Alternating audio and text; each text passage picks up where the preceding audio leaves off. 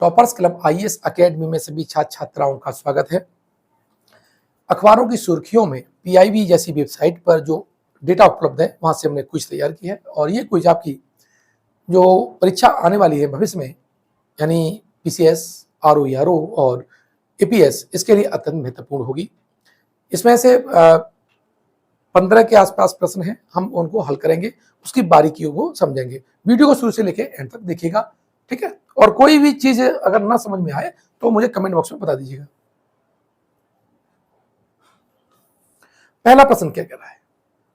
पहला प्रश्न कह रहा है कि Tata power renewable energy limited ने किस राज्य में 28.12 मेगावाट के ग्रीन एनर्जी प्रोजेक्ट के लिए समझौता किया है? ठीक है, उत्तर प्रदेश, बिहार, महाराष्ट्र और हिमाचल प्रदेश है। तो इसका जो राइट आंसर है वो आपका क्या है? महाराष्ट्र है। ठीक है, किसने? टाटा पावर ने।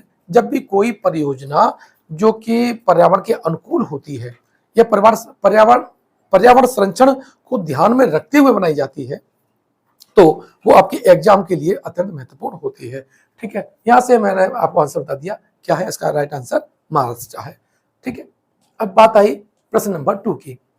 मिस अर्थ इंडिया 2023 का खिताब किसने जीता है? प्रियन सेन, बंसिका परमार, श्वेता शारदा, साक्षी कपूर। ठीक है, इसका जो राइट आंसर है वो आपका प्रियन सेन है। क्या है? प्रियन सेन। इन्हें मिस अर्थ इंडिया 2023 का खिताब मिला है। ठीक है, ये सारे जो पॉइंट होते हैं, बनने वाले अवार्ड हुए या कोई पुरस्कार हुआ, यहां से अक्सर प्रश्न बनता रहता है। ठीक है, चलो प्रश्न नंबर कहां चलते हैं? 3 पे चलते हैं। मिस वर्ल्ड 2023 इवेंट का आयोजन किस शहर में किया जाएगा? कोलकाता, मुंबई, नई दिल्ली और कश्मीर। इसका जो राइट आंसर है वो आपका है कश्मीर। ठीक है, ये मिस वर्ल्ड 2023 कहां होगी? जम्मू एंड कश्मीर में, कश्मीर के अंतर्गत होगी। ठीक है, अब प्रश्न नंबर 4 की तरफ चलते हैं। किस बैंक ने नए प्रकार के बचत खाते इन्फिनिटी सेविंग्स अकाउंट लॉन्च किया है? Axis bank, Punjab national bank, state bank of India और एचडीएफसी बैंक है। इसका जो राइट आंसर है वो आपका कौन सा है? एक्सिस बैंक है। ठीक है, किसने? अब पंजाब नेशनल बैंक की हम बात कर लें तो 1894 में ये स्थापित हुआ था और ध्यान रखना इस बैंक के जो डायरेक्टर हैं वो कौन रहे हैं? लाला लाजपत राय रहे हैं। लाला लाजपत राय। ठीक है, ये गरम दल के नेता थे। किसके? गरम दल के नेता थे। ठीक है, प्रश्न नंबर 5 की हम बात कर लेते हैं। तो मुख्यमंत्री कन्या सुमंगला योजना की धनराशि बढ़ा दी गई है, यह किस राज्य से संबंधित है? बिहार, उत्तर प्रदेश, असम और मध्य प्रदेश। तो इसका जो राइट आंसर है वो है आपका उत्तर प्रदेश। उत्तर प्रदेश में मुख्यमंत्री कन्या सुमंगला योजना है, इसकी धनराशि अभी हाल में यहाँ के मुख्यमंत्री योगी आदित्यनाथ ने बढ़ाई है। अब यहाँ पर बात करें ये योजना कब आई, तो ये 2019 में इस योजना को शुरू किया गया था। तब ये धनराशि यहाँ पर जो दी जाती थी महिलाओं को 15,000 रुपए दी जाती थी। अब कितनी दी जाती है? अब ये 25,000 कर दी गई है। तो ऐसे पूछ सकता है कितनी बढ़ाई है, तो 10,000 बढ़ाई गई है। ठीक है, बात करें प्रश्न नंबर 6 की। तो विश्व संस्कृत दिवस प्रतिवर्ष कब मनाया जाता है? संस्कृत हमारी देववाणी है, इसे देववाणी कहा जाता है, बागवाणी कहा जाता है और देव भाषा भी कहा जाता है। हमारे जो वैदिक ग्रंथ हैं वो किसमें लिखे गए? संस्कृत लिखे गए हैं। तो विश्व संस्कृत दिवस कब मनाया जाता है? प्रश्न इसका है, तो हम देख लेते हैं। इसका जो राइट आंसर है वो है आपका 31 अगस्त को विश्व संस्कृत दिवस मनाया जाता है। अब संस्कृत कैसी है? हमारी भाषा है। संस्कृत हमारी शास्त्रीय भाषा है। शास्त्रीय भाषाओं की संख्या कितनी है? शास्त्रीय भाषाओं की जो संख्या है बच्चों, ये आपकी 6 है। संस्कृत उनमें से एक है। अन्य कौन कौन से हैं? मलयालम, तमिल, तेलुगु, उड़िया और कन्नड़। ठीक है, अन्य जो शास्त्रीय भाषाएं हो गई। ठीक है, संस्कृत में क्या लिखे गए हैं? वेद लिखे गए हैं।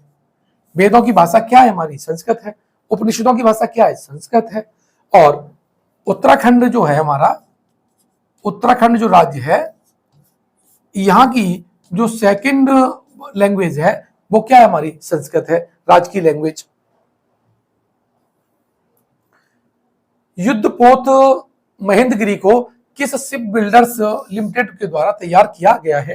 Goa shipyard limited, Cochin shipyard limited, Mazagon dockyard ship builders limited, ABG shipyard limited. इसका जो राइट आंसर है, इसे मजगांव डॉकयार्ड के द्वारा बनवाया गया है।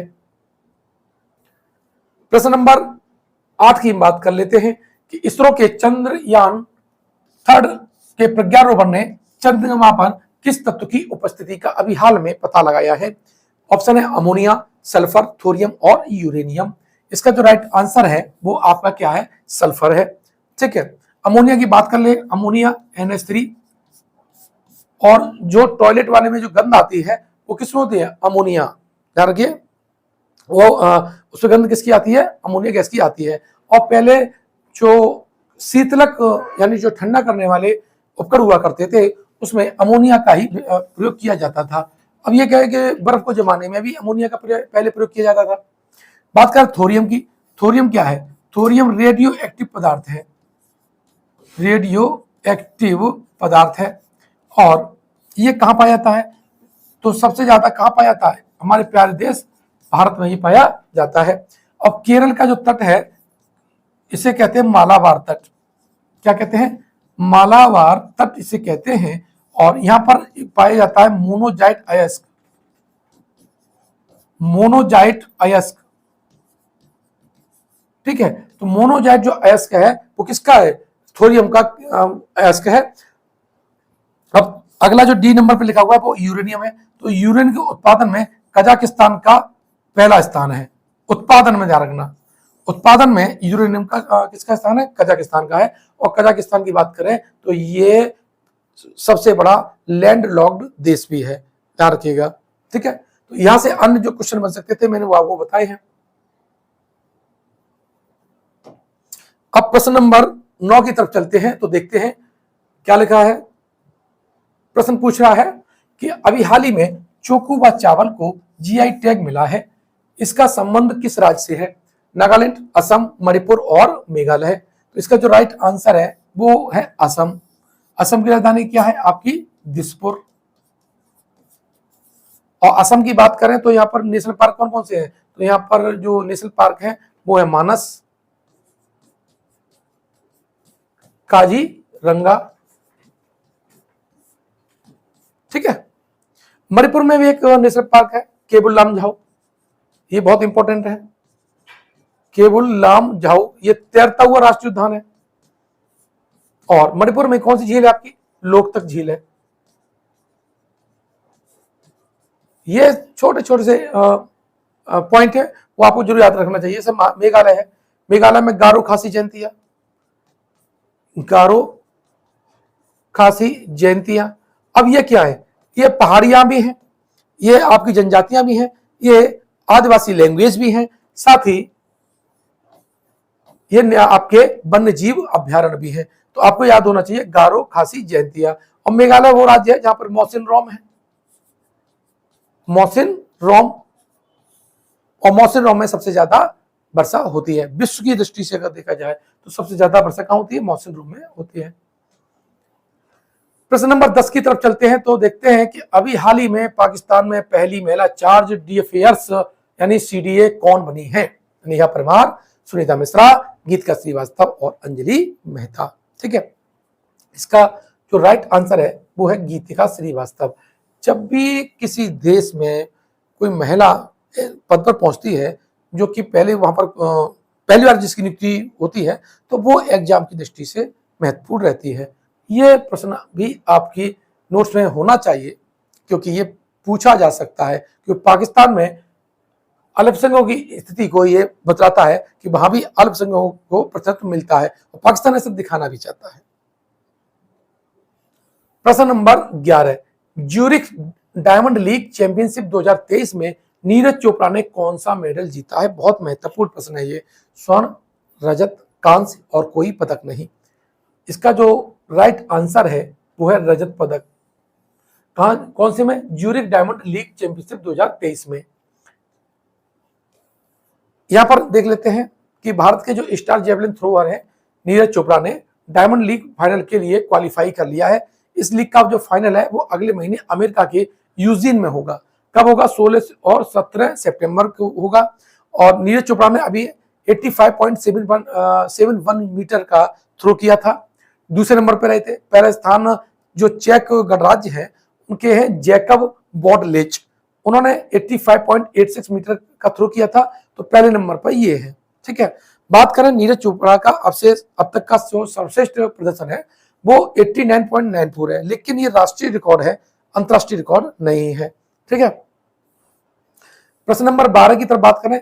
किस रेलवे बोर्ड की पहली महिला अध्यक्ष और सीईओ के रूप में नियुक्त किया गया है? समीक्षा सिंह, जया वर्मा सिन्हा और जयंती शर्मा और हेमलता कुशवाहा। तो इसका जो राइट आंसर है वो है आपका जया वर्मा सिन्हा।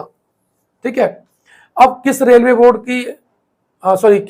की पहली महिला अध्यक्ष है? अब रेलवे बोर्ड की अगर संख्या पूछे तो कितनी है? ये रेलवे बोर्डों की जो संख्या है भर्ती की वो आपकी कितनी है? 21 है। प्रश्न नंबर 13 की तरफ चलते हैं। तो आकाशवाणी एवं एनएसडी के प्रधान महानिदेशक का पदभार किसने ग्रहण किया है? डॉक्टर वसुधा गुप्ता, मीना चिलेकी, अभिरूप शर्मा और रमेश सिंह। ध्यान रखना, जब भी कोई पहली महिला महानिदेशक बनती है या किसी महिला की उसमें नियुक्ति होती है, मैं बार बार कह रहा हूं, ऐसे प्रश्न आपकी एग्जाम की दृष्टि से अत्यंत महत्वपूर्ण होते हैं। ठीक है, इसका जो राइट आंसर है वो A option doctor Vasudha Gupta. Question number 14 की बात करें तो असम में राज्य के सबसे लंबे फ्लाईओवर का उद्घाटन किया गया है। इसकी लंबाई कितनी है? 2.0 किलोमीटर है, 2.15 किलोमीटर, 2.63 किलोमीटर या 3 किलोमीटर है? इसका जो राइट आंसर है वो है 2.63 किलोमीटर है। असम की बात कर लेते हैं। तो असम में कौन सी नदी बहती है? पहली बात ये पूछा जाता है, तो ब्रह्मपुत्र। और ब्रह्मपुत्र ध्यान रखिएगा, यह नदी है जो कैसी है? ये पुल्लिंग है। अधिकांश जो नदियां हैं उनके नाम कैसे? स्त्रीलिंग है। लेकिन आपकी जो ब्रह्मपुत्र नदी है ये क्या, इसका जो नाम है वो कैसा है? पुल्लिंग है। तो जो आप आरओ का देने जाएं तो बर्तनी में ये पूछा जा सकता है, आपको वहां फंसा सकता है। प्रश्न नंबर 15 की बात करें तो ग्लोबल इंडिया एआई 2023 सम्मेलन के पहले संस्करण की मेजबानी कौन सा देश करेगा? इसका बहुत प्यारा सा आंसर है, कैसे प्यारा हमारा देश है भारत। इस सम्मेलन का जो आयोजन है वो कौन करेगा? वो भारत करेगा। ये 15 प्रश्न थे जो कि आपकी एग्जाम की दृष्टि से अत्यंत महत्वपूर्ण थे।